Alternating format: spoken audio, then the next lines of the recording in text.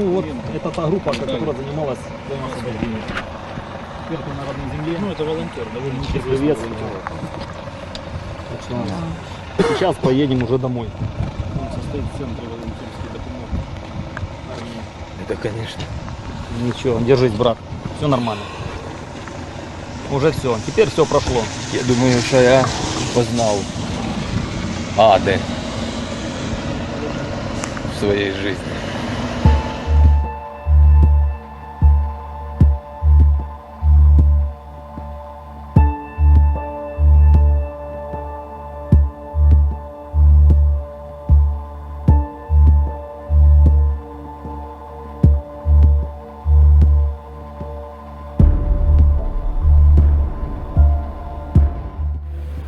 Вот подъезжает на скутере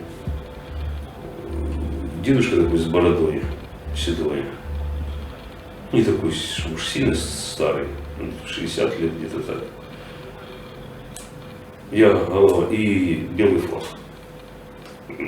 Я, мол, голова Сельрады. Тут в деревне у нас подразделение и этих ДНРовцев, ну, и чеченцы, и русские стоят. Командир выбрал, то есть мог как ДНРовцам, чеченцы вроде там были, и российские войска. Он принял решение, чтобы это были россияне, и вызвал россиян. Приехавший офицер, в общем, доложил, ну, они оговаривали же условия, все, предъявил документы. То есть это центральный округ города Москвы, полковник спецотряд быстрого реагирования. Вот, полковник Грек, или Греков, я точно не помню фамилию. Греков. В общем, его Греков называли. В общем, тут техника, что стояла за школой, подъехала, эти транспортеры. Вот нас загрузили и отвезли в Донецк. Сука, твари, блядь! Полком! Руки за голову, нахуй! Руки за голову сюда!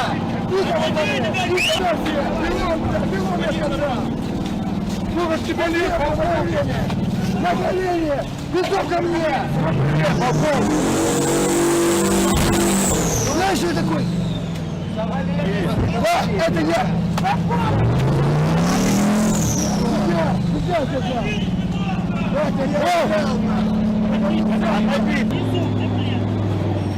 Отдай вот от публики. Ну, лица подняли, мальчики! На меня смотрите! Узнаешь, что я такой? Узнаешь? Узнаешь? Я Киви, мальчики! Киви! Которого пришли убивать! Ну что, полковник, пообщаемся? Я просто военный. Ты просто военный. Ты чмо? Зачем заприперлась? Откуда? Какой области? Ты откуда? Ловинской области. Какой? Ловинская. Ты? Черниговская. Ты? Винницкая. Что надо тут? Что вы здесь забыли? Шахты восстанавливать пришли. Тихо, я сказал, не лезь. Что забыли здесь, твари? Призвали. Призвали. За кого служите, угоды? Нож! Руку опусти.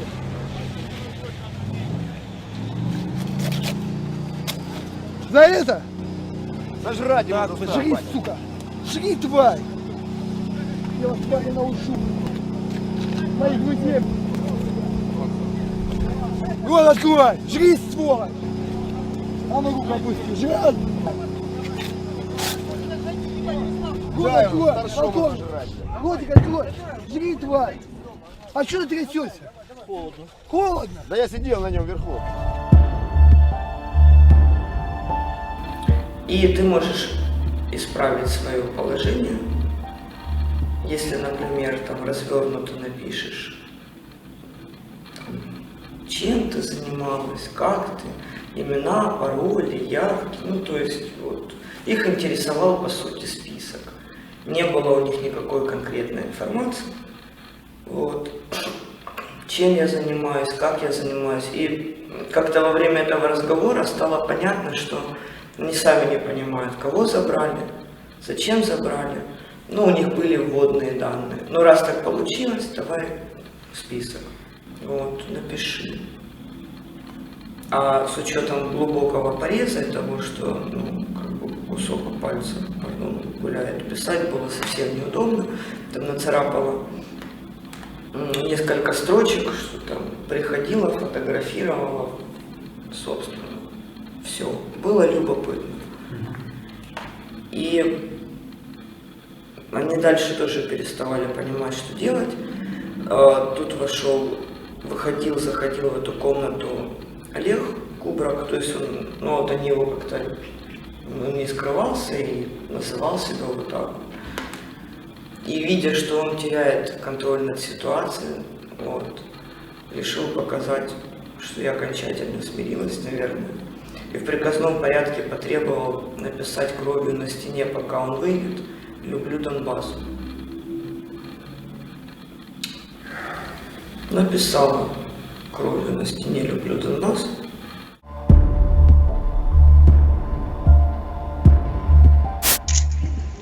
Ну, вот в этом месте я спал. Мне постоянно место давали. Ну, остальные, кто сидя, кто стоя, по очереди, час-два спали. Після цього мене підняли підписати цей нібито протокол. І після підписання мене посадили в іншу камеру, в цьому адміністративному приміщенні. Це була колишня каса цього заводу, метри 3х4, купа хламу якогось, там столи, сейфи, вікно ролетами було закрите, на дверях були грати, а самі двері ми відчиняли, щоб можна було подихати. І двері ці виходили в коридор першого поверху цієї адміністративної будівлі. Там було від 3 до 5, 6, 7 інколи. Спали на підлозі і на цих столах зсунутих. На підлозі там в якийсь момент з'явилися матраси, і також такі пенопластові ці настили. Інколи випускали, так, зазвичай раз на день, але не завжди тоді, коли ув'язнені просили про це. Були моменти, коли там жінок похилого віку по декілька годин не випускати в туалет. Знаешь, какое я предложение внес, бля? Вы ваши там, бля, невъебенные боевики, которые за вами, блядь, долбоебами прячутся, бля. Нам ролики присылают, что вы этих чехов боитесь, у них борода там туда-сюда. Вытащить вас, одно место почистить, я лично буду ебать, бля, снимать и им отсылать нахуй. Я пам'ятаю, заліз аж під стіл від таких побоїв. Мене за ноги витягнули, зняли обув і носок на палець намотали дрот і на руку намотали дрот. І магнета. Ну і сміялись, що це дзвонок Ярошу. Ну я ще раз, вони від цього отримали задоволення. Потім знову били, потім знову дзвонили. Це казалось, це ніколи не закінчиться, казалось. Потім мене підняли під руки і повели, і завели мого друга туди. Мене завели в клітку, я чув ці крики. Просто лицом вниз, как бы, и они меня били где-то от, как это называется, поясницы, да, до колена. Естественно, я же переворачивалась в это время. Били меня, хотели бить по животу, у меня до сих пор здесь осталось вот след, с учетом того, что это было в начале, ну, когда где-то 17 числа, 20-го, потому что сказали, что они выбивают укропа, потому что мама такая, еще и еврейка, еще и такая националистка, и как бы папа ВСУшник. Ну, то есть совсем не ребенок. 2 шага вперед. Кругом. Кругом. Еще надо расстрелять. А вы 2 шага назад. 2 шага назад. Дальше отойдите. Давай раствор. Да мародер. Бондаря. Выгнать с позором. Переживой коридор. Пошел. Это тебе за воровство.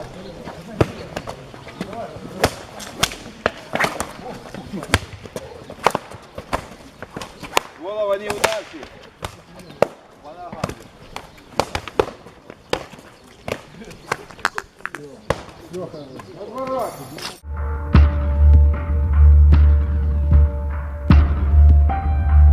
И на день 5 или 6 расстреляли паренька. Он был в Миусинске, он сам с Миусинска был.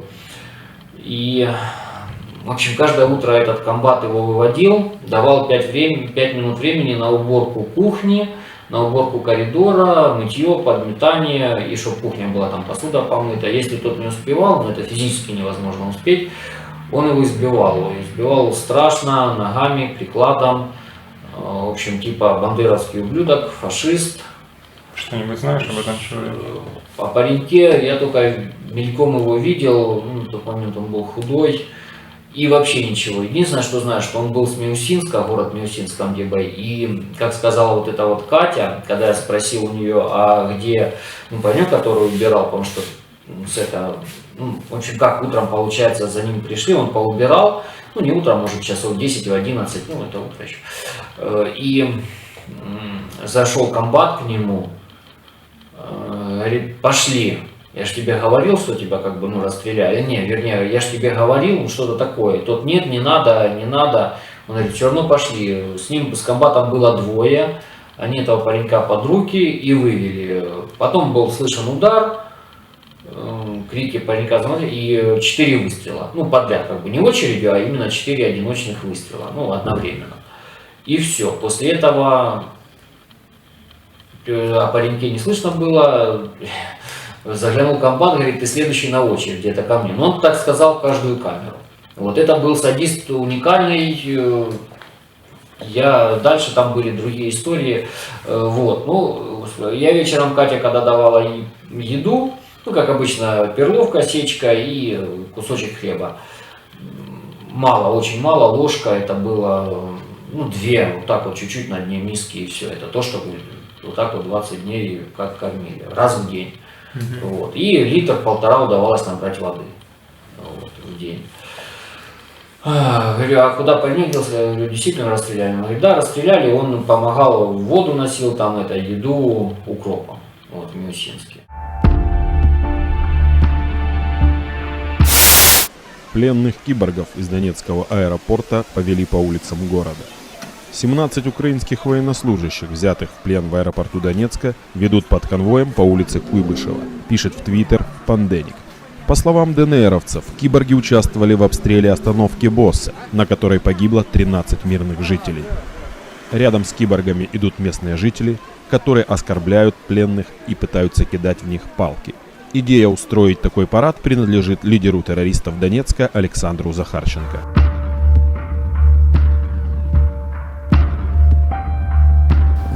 Роботи майже щодня були. От, виганяли на розвантаження, завантаження вибухівки, зброї, крадених автомобілів,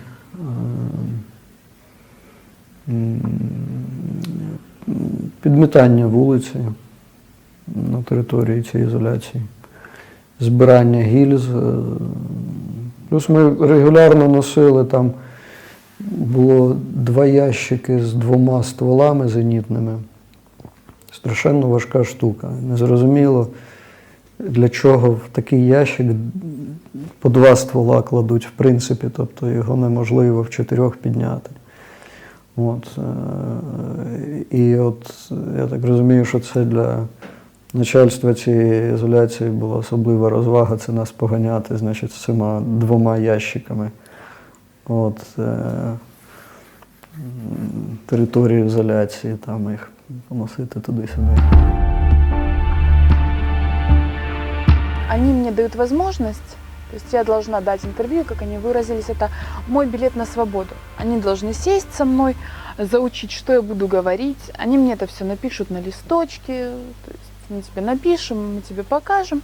Ты же понимаешь, как важно, чтобы люди знали правду, какая Украина плохая и вообще какая замечательная Россия, какой замечательный ДНР. И тогда в первый раз за все время они мне дали возможность помыться, сказали, да, там, что родители, мы скажем родителям, они привезут тебе новую одежду, потому что нужно выглядеть хорошо. Дарина Соколова, урожденная дончанка, была на той стороне. Бывшая активистка правого сектора, она сотрудничала с радикалами сперва как волонтер, а потом сама попросилась на фронт. Провела в расположении батальона «Торнадо», бывший Шахтерск, куда влились и правосеки, и айдаровцы от силы неделю. Хватило, чтобы понять, кто и зачем пришел на Донбасс устанавливать мир. Это быдло, зэки, урки, я не знаю, какие-то на вид, преступники,